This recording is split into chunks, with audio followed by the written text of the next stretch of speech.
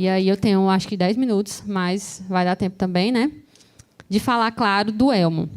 Estava conversando aqui também com algumas pessoas inicialmente, né?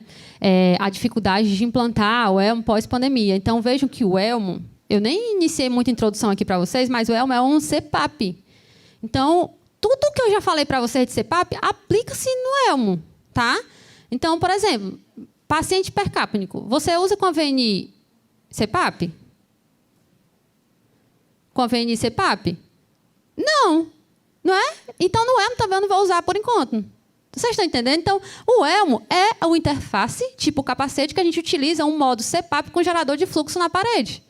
Então, é um CPAP, né? Então, aqui a gente vê aqui o cafômetro, a interface, a válvula expiratória aqui no ramo expiratório, né?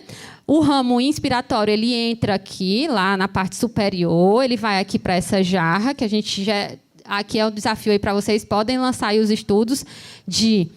colocar ou não água destilada aqui dentro. Alguns pacientes referiram melhora, outros não. Óbvio que a jarra aqui é desligada. Óbvio que a jarra aqui é desligada. Mas vejam só que alguns pacientes referiram a alguma hidratação. Enfim, a gente precisa de mais estudos para falar sobre isso daqui, né? E aqui, óbvio, conectado a 2 fluxômetros, um de 30 e o outro de 30 litros por minuto. No mínimo, 40 litros por minuto a gente precisa aplicar nessa interface, senão o paciente reinala CO2. Ok? Lembrando aqui do cafômetro, pelo amor de Deus, essa válvula expiratória, a PIP Spring Load, ela não foi fabricada para ser utilizada em alto fluxo. Lembram que a gente pega a PIP e coloca na máscara EPAP?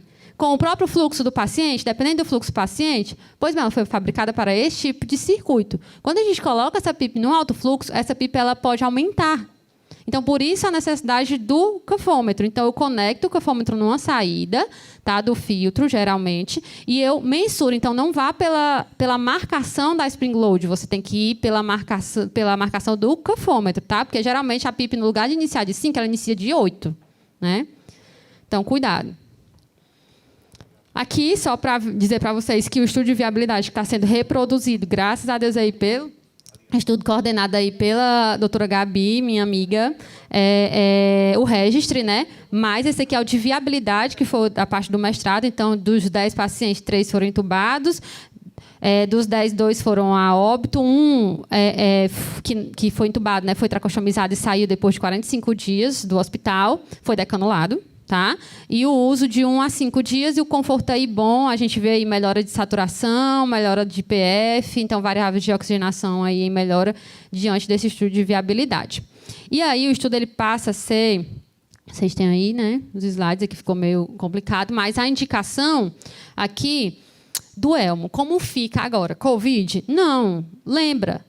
A gente falou já de CPAP, já falamos de VNI, já falamos de fase da parte da fisiologia. Então, qual a indicação? É hipoxemia moderada, acentuadas, não corrigidas, com a PF, aí eu coloquei PO2, mas uma PF maior que 120, pelo menos. E aí a gente está, se é uma PF menor que 120, aí você tem que conversar com a equipe, UTI, paciente bem monitorizado, enfim. Então, maior que 120, menor que 250. Uma frequência respiratória aí maior ou igual a 30. Então, juntando esses parâmetros, você pode indicar essa terapia e uso ele possivelmente vai estar com o uso de máscara com reservatório, com cateter nasal de 4 a 5 litros, com a máscara de Venturi, enfim. Então, chegou um paciente com edema agudo de pulmão, por exemplo, está necessitando de oxigenoterapia, inicia o Elmo. O Elmo não é uma terapia... Colocamos Venturi, iniciamos VNI e depois o Elmo. Não é. O Elmo é a primeira, é o CPAP, é a primeira terapia, de imediato, então é precoce. Tá? Aqui não vou citar, mas é só para vocês lembrarem o checklist aí eu deixei para vocês dos benefícios da pressão positiva do CPAP, né, no edema agudo de pulmão. Por quê? Porque já tem alguns estudos, principalmente esse estudo, se eu não me engano, é da Malásia, muito interessante, porque casou com uma parte do nosso protocolo lá de viabilidade. E ele fez aqui tanto o raio-x, né, ele colocou aqui nos pacientes como critério de inclusão os infiltrados bilaterais e o raio-x com linhas B, chamando a favor de congestão, uma saturação abaixo de 89 ou igual, e uma frequência respiratória maior que 30. Ele inclui esse paciente. Quando ele incluiu, ele fez o grupo CPAP, Helmet, CPAP e alto fluxo. E aí ele comparou esses dois grupos. Que foi que ele viu? Que parâmetros relacionados ao desfecho primário foi a frequência respiratória, que é o delta, tá? Então, quanto maior o delta, melhor. Então, aqui é o delta.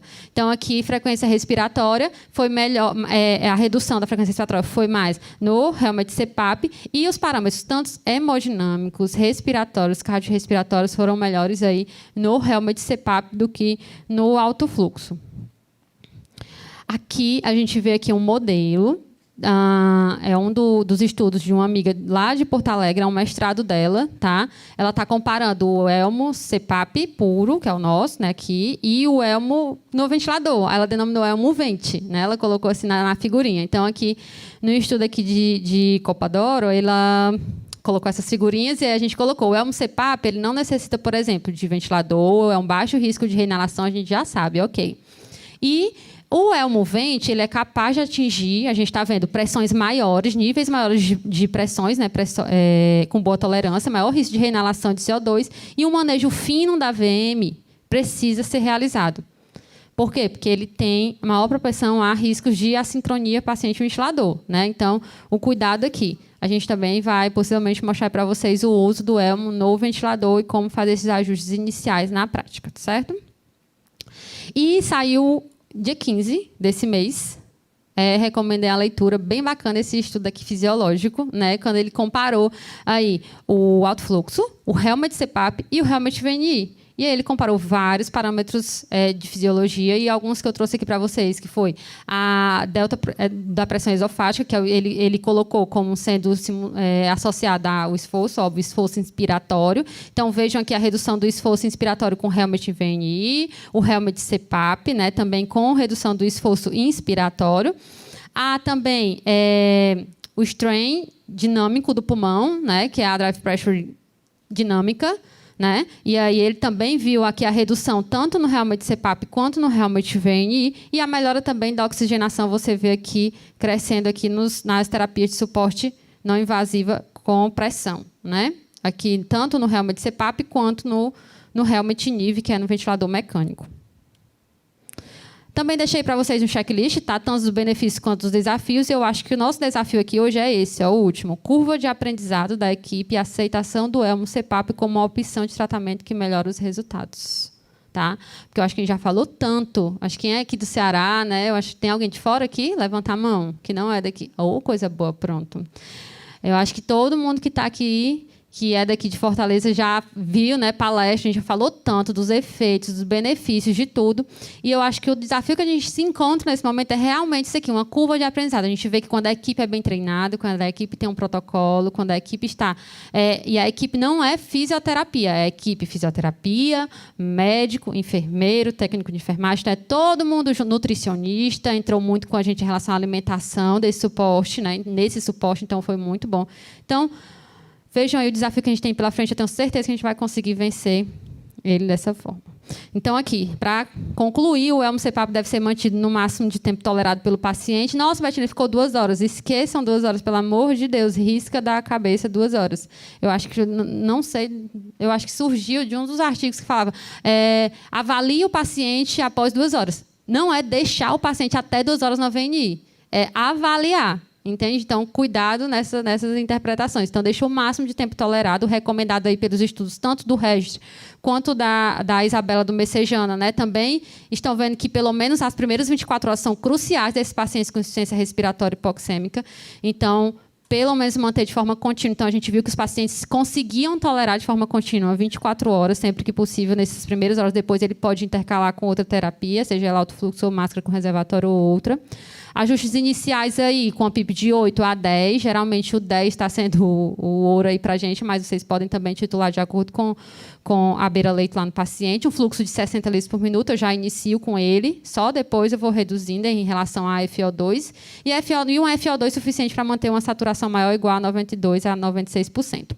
Breves interrupções para melhorar a facilidade de alimentação, fornecer um curto período de descanso aí, entre aspas, para esse paciente, né, em relação a descompressão do colar, evitar na cervical, porque também pode causar alguma lesão, hiperemia, né? Então, a gente também, junto com a enfermagem, que fez um grande trabalho também durante a pandemia, uma adaptação tanto do colar quanto das alças axilares, isso facilita muito a tolerância do paciente. E o desconforto é uma das principais causas de falha, por isso, o nosso cuidado em relação de não apertar muito a alça axilar, de mensurar muito bem o pescoço, né? A circunferência do pescoço do paciente, para nem ficar muito grande para vazamento, aí não vai funcionar, e nem ficar muito apertado, porque aí vai garrotear o pescoço do paciente. O paciente aqui não vai tolerar 5 minutos. Então, cuidado também aí nessa terapia quanto a essa adaptação e o conforto. E é isso, obrigada mais uma vez.